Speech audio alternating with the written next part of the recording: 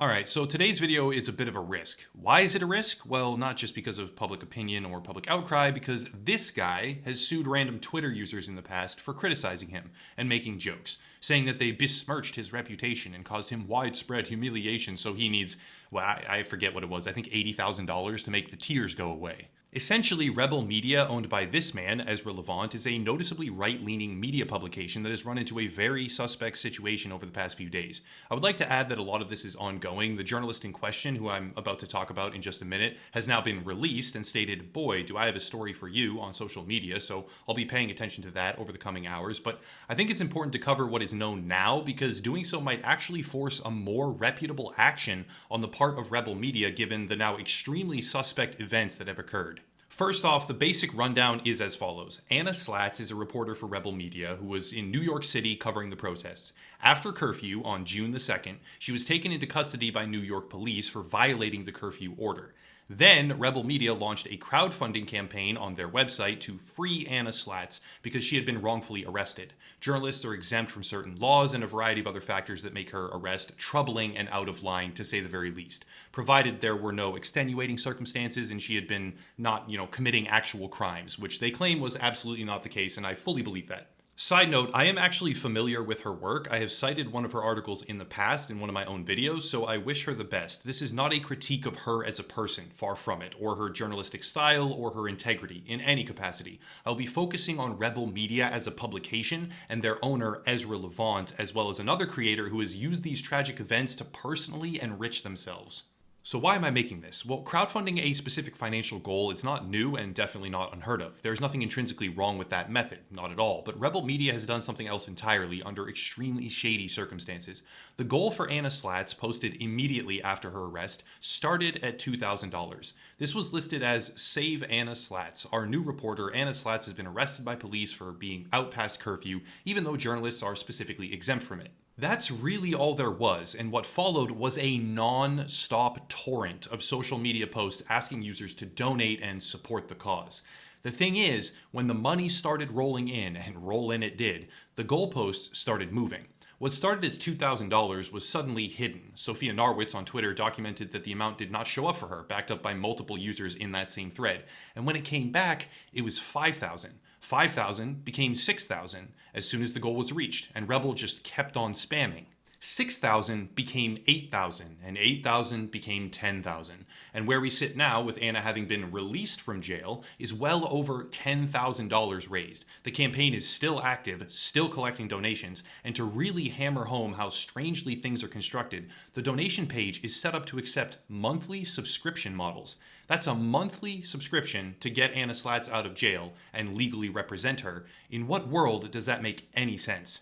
Now, along the way, some key details changed. The campaign went from just saying she was arrested and it's wrong, now give us money, to saying she was arrested and it's wrong, but any funds raised beyond the cost of our legal fees will be paid to her. And I believe this is largely a result of Sophia Narwitz calling them out for the really suspect campaign.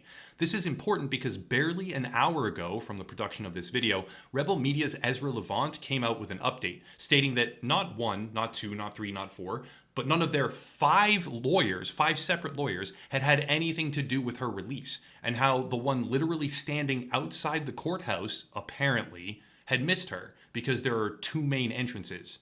This does nothing but create an even more convoluted situation, because how do we know that 5 lawyers even exist? There is evidence of Rebel Media claiming 3 separate lawyers had been hired previously, but that makes no mention of the other 2. And panic hiring 5 different lawyers, if they even did, does not do any more or less than hiring 1 or 2 who then pursue the proper legal steps.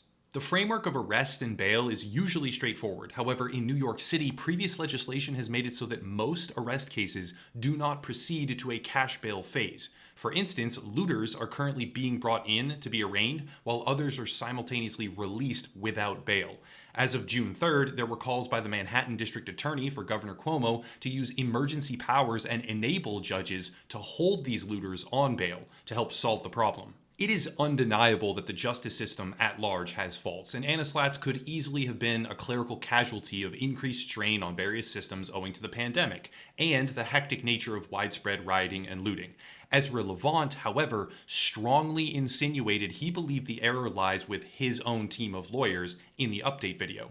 But the critical component here is what happens with all of that money. Are there even 5 lawyers in existence on this case? How much were they paid? The original crowdfunding campaign said nothing about legal fees and simply asked for funds to solve the problem. And knowing what we do about the cash bail system in New York specifically, it could not have even been for bail, especially since these lawyers were apparently telling Ezra Levant at the time that her arraignment had not happened yet, meaning they would not even have a baseline for bail to factor that in. So as the goal was raised, not once, not twice, not 3 times, but 4 times in a row to now $10,000 plus and still active, where is that money really going? And why was its collection that frantic, disjointed, and shady? To underline this point, I want to make a pivot and discuss a hashtag that swept Twitter for about 12 hours before disappearing completely a couple of days ago. That hashtag was BLM with no money. The main component of this was a video that is 56 minutes long and features numerous artists, singers, motivational speakers, and other creators from the Black community with the goal of collecting ad revenue to then donate specifically for bail funds. The beginning of the video quite literally calls explicitly for viewers to disable ad block, not skip ads, and repeatedly watch to generate more donations. Where do I even start with this one? First, when asking viewers to disable ad block or not skip ads, that's a direct violation of Google's AdSense policies. It is literally defrauding advertisers because you are asking for inauthentic views of their promo material, which the brands must then pay for. Google prohibits this and bans AdSense accounts for it when even a few clicks or views can be proven as false or manipulated. That is the only way that they can maintain trust with their advertisers and funnel billions through this pipeline every year. This creator, and it is an individual person behind this, not a brand, not a company, or any sort of accountable business entity in any capacity. But anyways, this creator already nuked their own initiative flat out. Why do I say this? Well, that leads into point number 2, which is that Google AdSense payouts operate on a monthly rotation. The funds generated from ad impressions do not get awarded in real time. They get accumulated in your account and then paid out after a vetting process on a monthly cycle. These riots and the bail needed to get criminals out of jail will be an entirely different landscape in just 2 or 3 weeks, probably even just a few days. Not to mention the fact that for that money to then bail anyone out, there would either have to still be widespread riots, something catastrophically bad to even think about for this nation, or someone would have to have spent 3 weeks in jail, which is unbelievably unlikely, unless it's for a highly dangerous crime, which means ridiculously high bail or no bail at all. And if that's the case, why would you even want them to be free? This leads me to the third issue, which is that all of the money currently accruing from this video is most likely going to be frozen and withdrawn when the final vetting period takes place, unless Google and YouTube deliberately ignore their own policies and system parameters, which is very unlikely because almost all of it is automated anyways, and they catch people with far less egregious violations. And on top of that, even if it isn't frozen, fine, and it's not withdrawn, whatever, because that's what happens when they ban your AdSense account. They just freeze all the money and take it back. It will be funneled directly into an individual's bank account, well and truly after the point where it is necessary and or relevant, unless the country has widespread riots for another 3 to 4 weeks, in which case life is going to be very different for all of us anyways. There is a reason that charity initiatives are constructed the way that they are. The goal is to facilitate transparent connection between funds and final organizations. Something like Tiltify on Twitch, just as an easy example, lets streamers pick from partnered groups, generate a link, and a pipeline is created from donors directly to that group.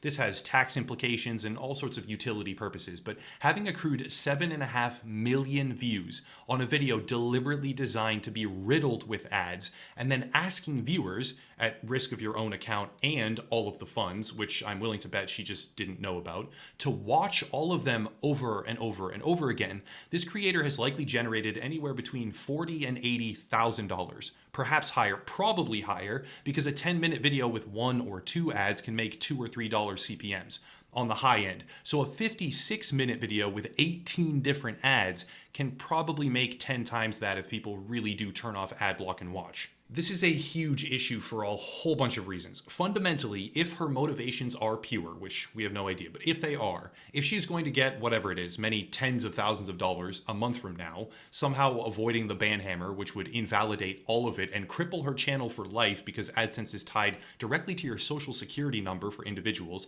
but if her motivations are pure, fine, and she really is going to take all of that money and give it to the charities, no questions asked, listed at the beginning of the video, most of which will likely not exist or be relevant anymore since they sent her on bail.